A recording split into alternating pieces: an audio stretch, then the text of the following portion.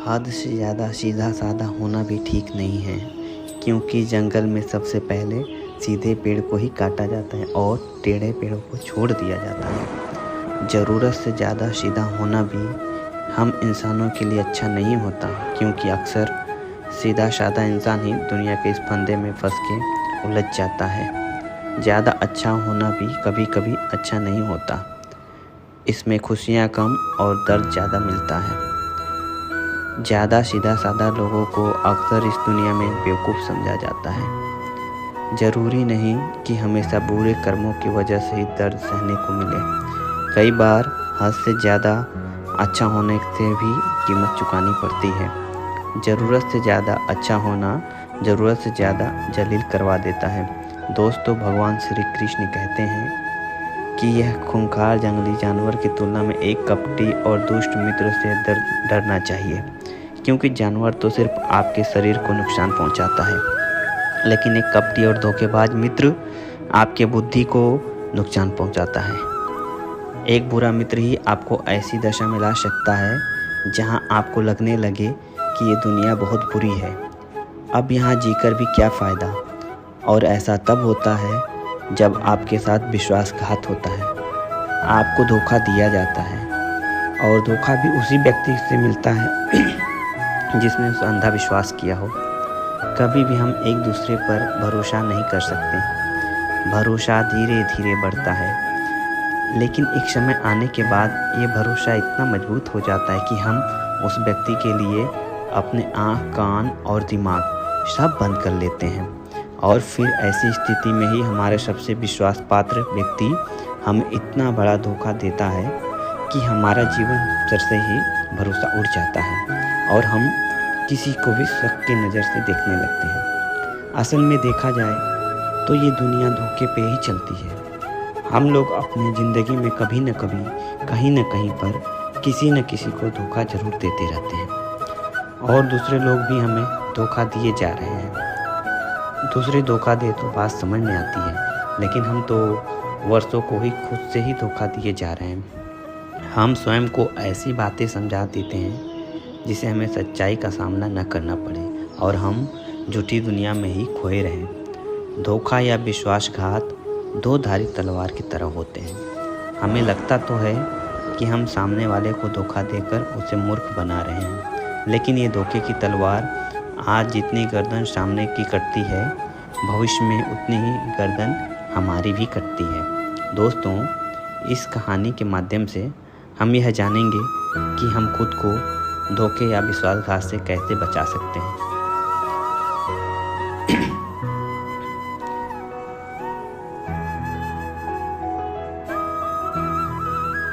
एक युवा व्यक्ति बहुत ही क्रोधित अवस्था में पहाड़ी की चोटी से कूदकर आत्महत्या करने के लिए चाह रहा था। जैसे ही वह पहाड़ की शिखर पर पहुंचा, वह जोर से चिल्लाया, यह दुनिया इतनी बुरी क्यों है? यहाँ सब स्वार्थी क्यों है? अब मेरे जीने का कोई फ़ायदा नहीं है। उसी पहाड़ी के शिखर पर एक महात्मा अपने ध्यान साधना में लीन थे। उस युवा की तेज क्रोधित आवाज़ को सुनकर वह ध्यान से जाग गए। उन्होंने देखते ही समझ लिया कि यह युवा व्यक्ति यहाँ आत्महत्या करने आया है। वह व्यक्ति पहाड़ से कूदने ही वाला था कि महात्मा ने उनका हाथ पकड़कर उसको पीछे खींचकर बोले, क्या हुआ? आगे का रास्ता खत्म हो गया है क्या? वह व्यक्ति ने कहा, कैसा रास्ता? यहाँ तो कोई रास्ता ही नहीं है। मैं तो यहाँ से कूदकर आत्महत्या करने वाला था। महात्मा ने कहा, मरना तो एक दिन सभी को है, लेकिन तुम्हें इतनी जल्दी क्यों है?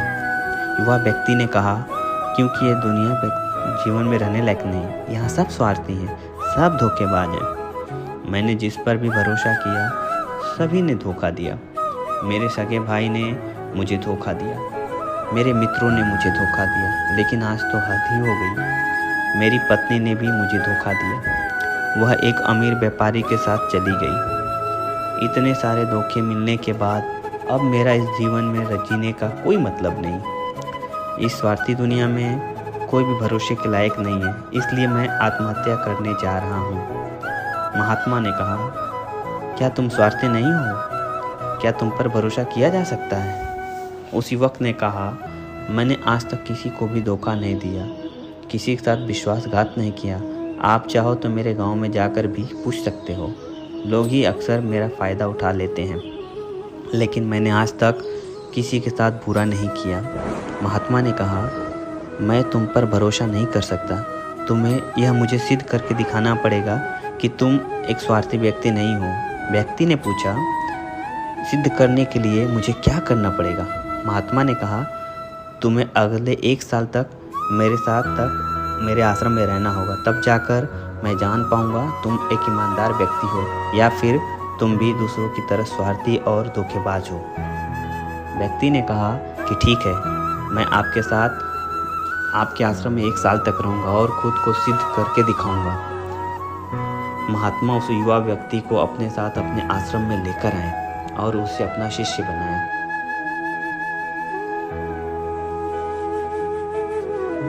अगले दिन सुबह होते ही महात्मा ने उस नए शिष्य को अपने पास बुलाया और कहा, मुझे तुम पर भरोसा तो नहीं है, लेकिन फिर भी तुम चाहो भिक्षा मांग के लाओ, तब तक मैं तुम्हारे दूसरे शिष्य भाइयों को शिक्षा देता हूँ।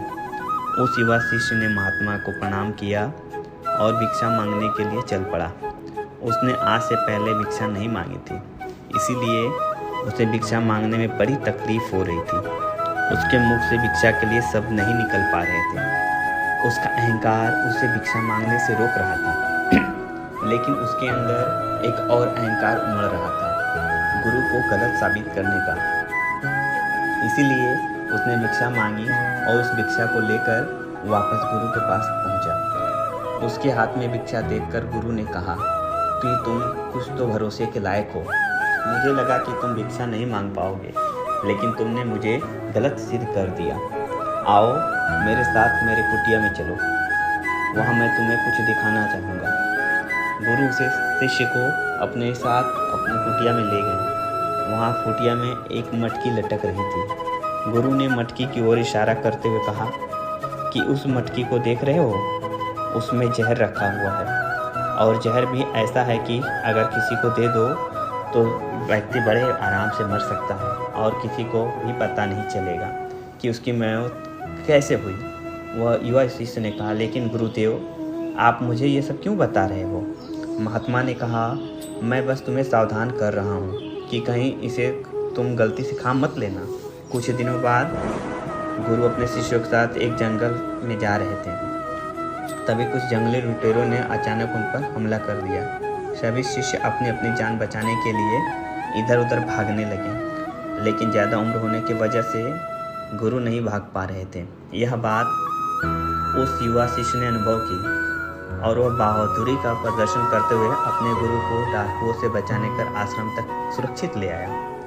आश्रम पहुंचकर गुरु ने उस शिष्य ने सभी के सामने बहुत प्रशंसा की और कहा कि तुम सभी लोगों से अच्छा तो ये मेरा नया शिष्य है, जिसने अपनी जान पर खेलकर मेरी जान बचाई और मुझे सुरक्षित यहाँ ले आए।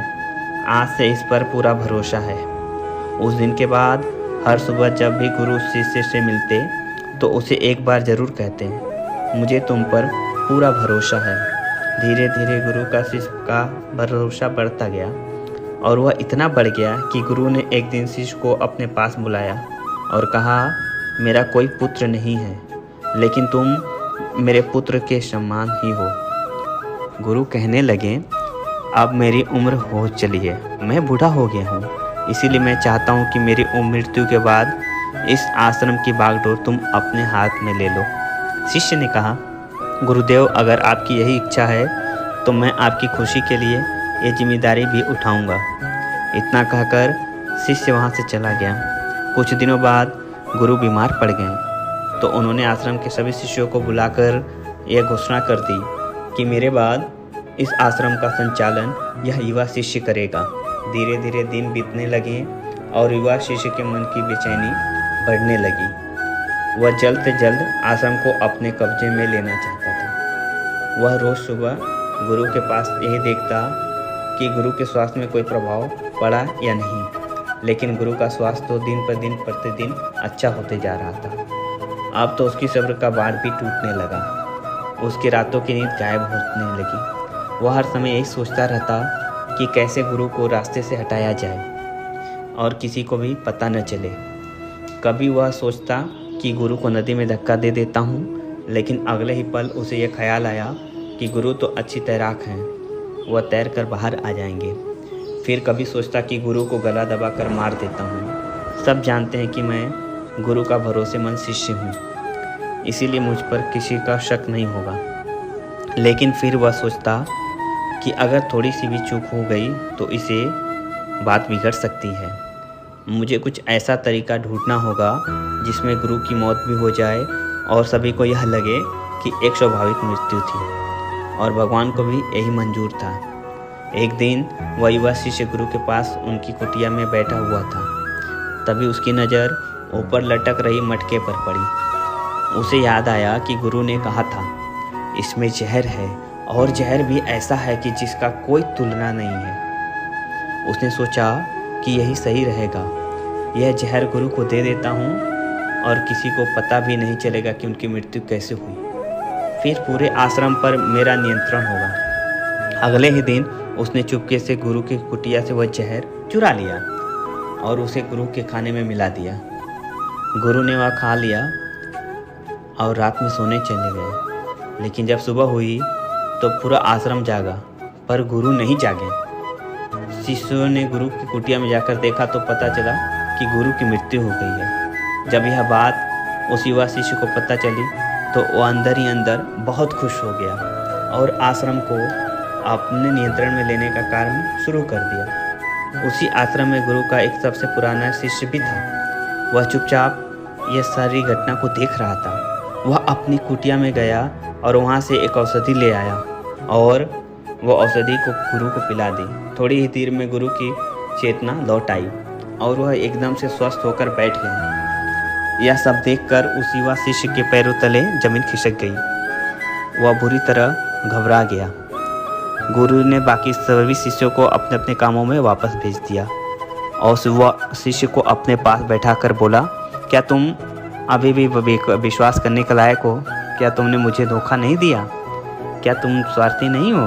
वह शिष्य गुरु के चरण में गिर पड़ा और बोला, पता नहीं यह अपराध मुझसे कैसे हो गया।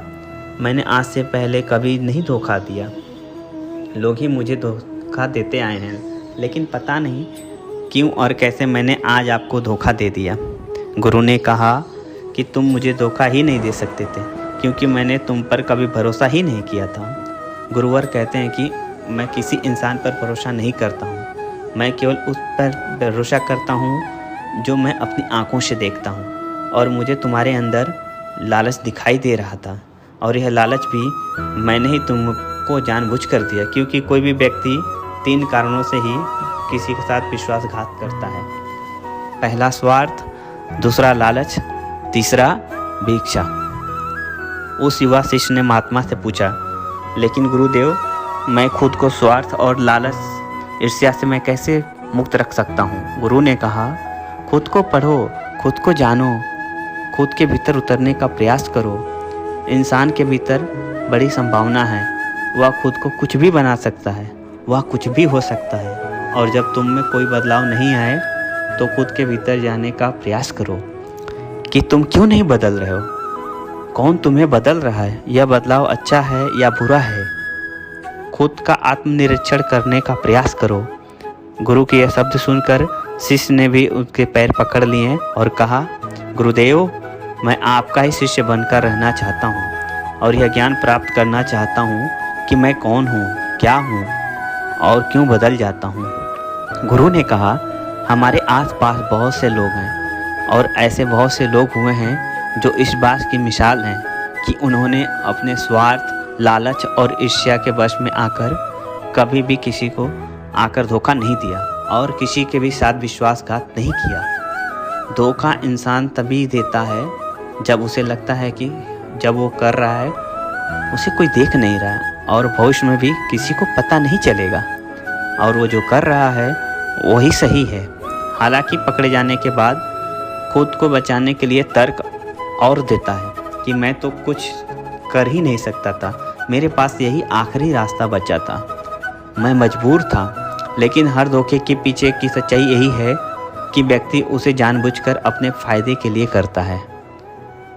गुरु ने शिष्य की आंखों में देखते हुए कहा, कि याद रहे, हम जब किसी भी को भी धोखा देते हैं तो हम उसके आंतरिक चेतना को ठोस पहुंचाते हैं और वह इतनी बुरी तरह आहत हो जाता है कि उसका किसी पर भरोसा नहीं रह जाता और वह अंदर से बहुत दुखी और बहुत खुद को अकेला महसूस करने लगता है। इसीलिए अगर तुम चाहते हो कि तुम्हें धोखा न दे पाए तो अपनी आँख, कान, दिमाग को खुला रखो।